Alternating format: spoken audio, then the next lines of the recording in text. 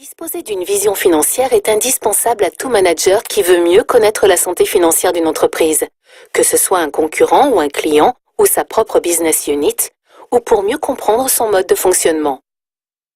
Les états financiers sont une comparaison de deux ou plusieurs exercices comptables, bilan, compte de résultats, tableau de flux et annexes, dans le but de dégager des ratios permettant d'estimer la santé financière de l'entreprise. Les états financiers permettent de répondre aux 5 questions suivantes. L'entreprise a-t-elle un flux de trésorerie disponible suffisant pour faire face à l'ensemble de ses engagements? Quelle est l'importance du financement en fonds propres par rapport à l'endettement?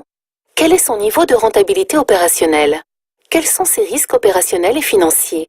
Quelle est sa capacité à créer de la valeur pour l'actionnaire? Ce module est composé de 3 chapitres: bilan, compte de résultats et tableau des flux. À la fin de ce module, un résumé vous sera présenté ainsi que de nombreux quiz pour vous permettre de tester vos connaissances. L'objectif de ce module est de vous rendre plus à l'aise avec les outils clés de l'analyse financière.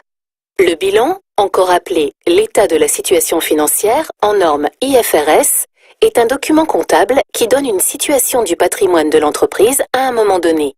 On y trouve tous les moyens, appelés actifs, que l'entreprise possède et leur source de financement, le passif. L'équilibre du bilan est représenté par la trésorerie disponible si les sources sont supérieures aux moyens et par un découvert à solliciter auprès d'une banque dans le cas contraire. L'actif est composé de 2 grandes masses. Les éléments non courants, qui englobent les biens destinés à servir de façon durable supérieure à 1 an à l'activité de l'entreprise.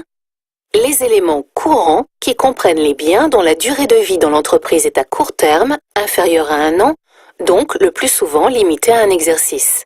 Le passif, quant à lui, est composé de 3 grandes masses de ressources de financement. Les capitaux propres appartenant aux actionnaires, le passif non courant, constitué des obligations à long terme de l'entreprise vis-à-vis des tiers, voire des marchés financiers obligataires, le passif courant, qui reflète les engagements à court terme auprès des fournisseurs, de l'administration, des salariés, des banques, etc. Le tableau des flux de trésorerie détaille toutes les opérations qui, pendant l'exercice, ont généré un flux de trésorerie, autrement dit, un encaissement entrée d'argent ou un décaissement sortie d'argent. Cela permet de recréer le lien entre le bilan de l'exercice antérieur et le bilan de clôture de l'exercice. On distingue 3 catégories de flux.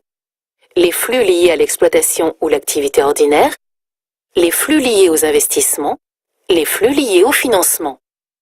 Le bilan en IFRS regroupe les engagements habituellement hors bilan, tels que crédit bail, engagement envers le personnel. Bravo! Vous avez trouvé la bonne réponse. Le bilan en IFRS reflète la situation économique réelle de l'entreprise compte tenu de ses engagements vis-à-vis des tiers.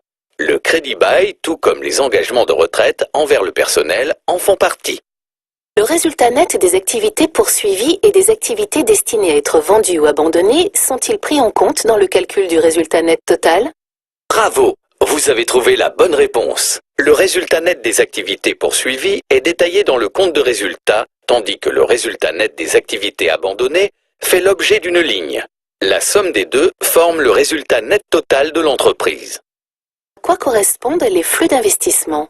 Les flux d'investissement somment les règlements des dépenses d'investissement d'une part et les encaissements liés à des cessions d'actifs d'autre part.